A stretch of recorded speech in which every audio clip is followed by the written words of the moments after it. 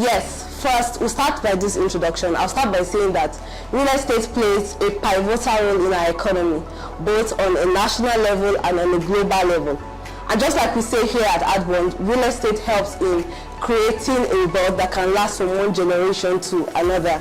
And throughout our training, we're going to be looking at what the real estate market is essentially, the tips if you want to go into the real estate market for investing in it as an investor and as someone that advises people when it comes to real estate, wealth advisors.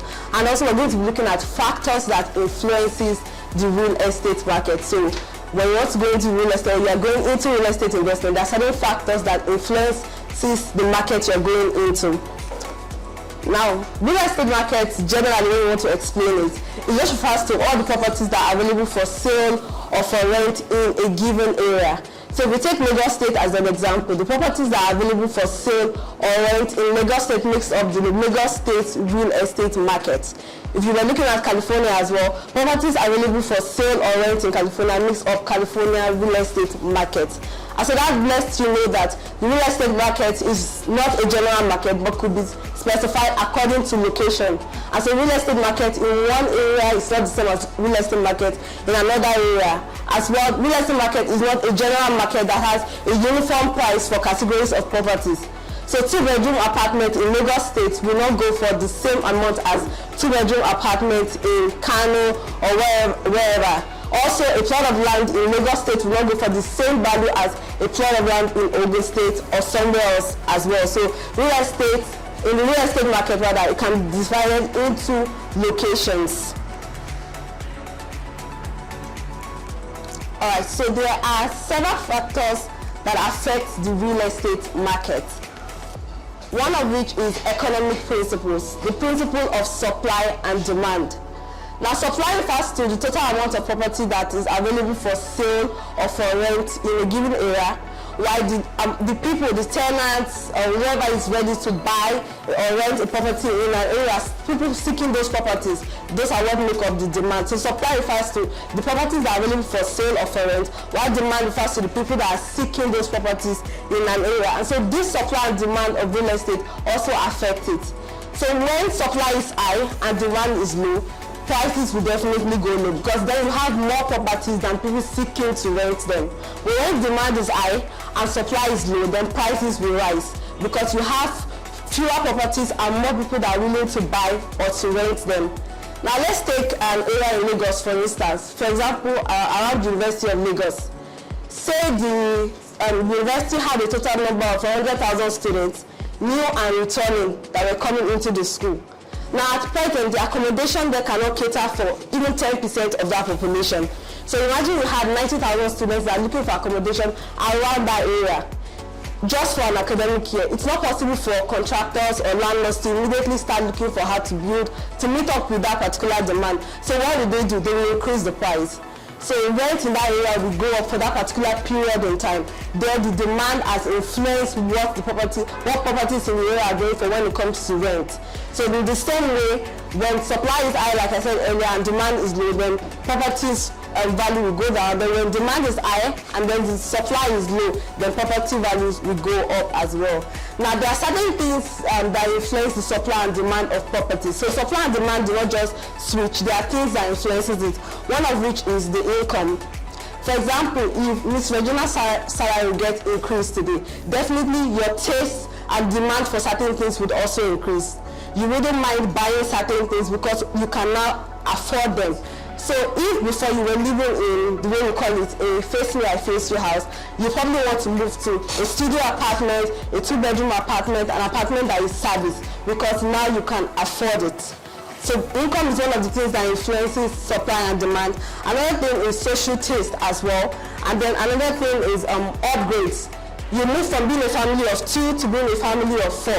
Or you're a family of 7. The least amount of space you probably want is a 3-bedroom apartment so that there's a little bit of sanity in the house. So things like that also influence supply and demand, which in turn influences real estate markets. Now there are other things that also influence real estate market, one of which is the demography. So the age of people in a particular area would influence the market. If for example you have people that are single, that are young professionals that are focused on their career. Marriage is not what in their minds. And that moment, you wouldn't want to start building a 5-bedroom apartment in that area. Most likely studio apartment, max a 2-bedroom apartment is what they want to go for. Maybe they will turn one to a library or study, and then in one they will choose to live. So the demography in an area influences it. If you have families in an area, a lot of families, families of 3, families of 4, families of 5, you know the type of property that will be in demand in that particular area as well. So that influences the real estate market. Another thing is location. Location plays a very high value when it comes to property. It plays a key factor when it comes to property values.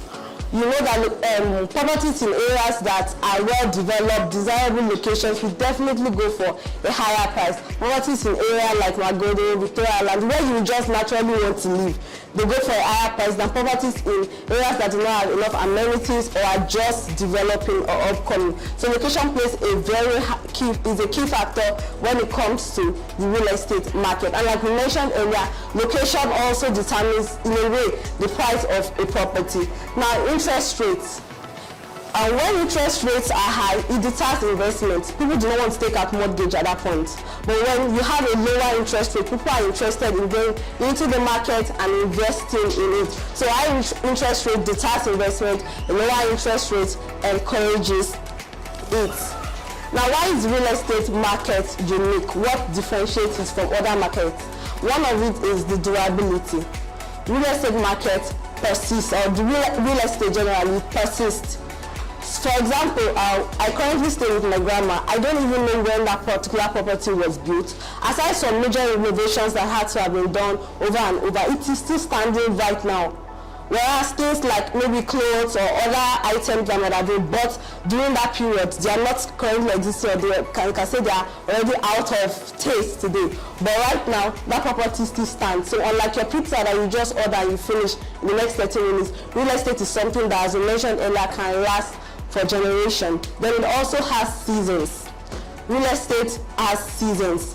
When it is a season and it is the market is booming, of course, you know, at that point property values are high, but when it's not the season, property values are not. Also, when it comes to seasonality, if you relate it to like outside the country, when the weather is not very favorable, the activities in the market actually reduce. You have less people going out to see, less people going out to rent, but when the season is favorable, you have more people buying. And that's why real estate, when it comes to real estate, you cannot just project the values.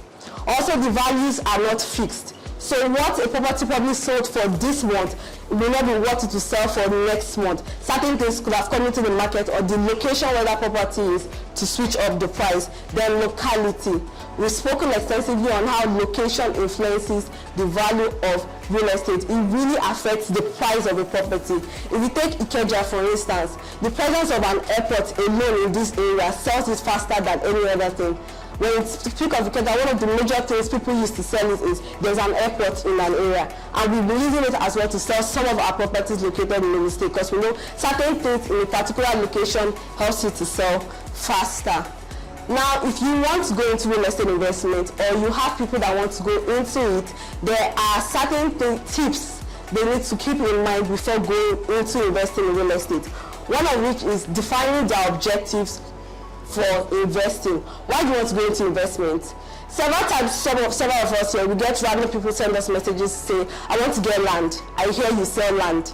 I'm looking for a land to buy. Before I go into, these are the packages available, I'll ask you, what's your purpose for wanting to buy? Why do you want to buy? You'll be surprised that certain times with proper education, their purpose might actually change. Or maybe their purpose was dependent on what somebody has said or a misinformation they've gotten at some point. So you ask, why do you want to go into real estate? What's your purpose? I want to earn from it. Some people tell you, oh, I already know you guys are into agriculture. I'd love to engage with agriculture before I start using it. Sometimes it's just a long time ago. I just want to buy and forget it. And then you can then begin to advise. There are certain times that, like I mentioned, your clients also come to you with funny requests. Like you're looking for a plot of land somewhere in Lagos State that will boom very fast and it sells for less than 1 million naira. And then you begin to advise them. That only happens in your dreams. In reality, you cannot get a property that sells for that amount in the area of Lagos State that is booming. Then you begin to advise, why not go for this particular area where you can get more plots? You begin to educate them as well. Then conduct market research. You want to know what the market is saying about that environment you're interested in investing at that point. What do similar properties sell for? If, for instance, you're going for a rental property, you want to go for a property that you begin to earn, maybe you're buying a 2-bedroom apartment, or you're just buying an apartment that you can earn from. You want to know other properties in the area, what is their rent, what do they command as rent. So how long will it take me to be able to get my capital back, talk more for me to start making profits? So how long do I have to hold this particular investment for? Then seek professional opinion. Now the reason we also carry out this training is so that you can actually, in your little capacity, give that professional opinion when clients begin to ask you, what do I do with this property that I've acquired? How can I make the most of my investment as well? So it's important to seek professional opinion before you go into it. As much as I am in the real estate space, there are certain things that I as well may not know, but someone like architects may know and be able to give professional advice about. When it also comes to construction, my knowledge is limited. But when it comes to maybe real estate itself, yes. Then build a diverse portfolio. For investment, it's always advised that you do not put all your eggs in one basket. And that is why people that go, into crypto at times, they have heart attacks when the market starts shaking, because all your eggs are inside one basket. But if you diversify, you get a rental property, you get a landed property, you get a bare land that you can use for car parks, whatever. It's just build a diverse portfolio. And so when my clients come, rather than say, for clients that have bought acres, rather than say buy all 6 in one location, I would advise you get 2 plots here, get 2 plots here, get 2 plots here. It just makes for an easier portfolio that you're building. Now, to conclude, real estate investment requires a comprehensive understanding. Before you go into it, have a comprehensive understanding. Know what it's about, know what the market is saying. Do not just rely on external information alone. And then by implementing sound investment principles, investors can capitalize on opportunities and achieve long-term financial success. So, I believe you've learned something new today. If you have questions, comments, feedback, feel free to leave it in the comment section and we'll get back to you as soon as possible. Thank you very much.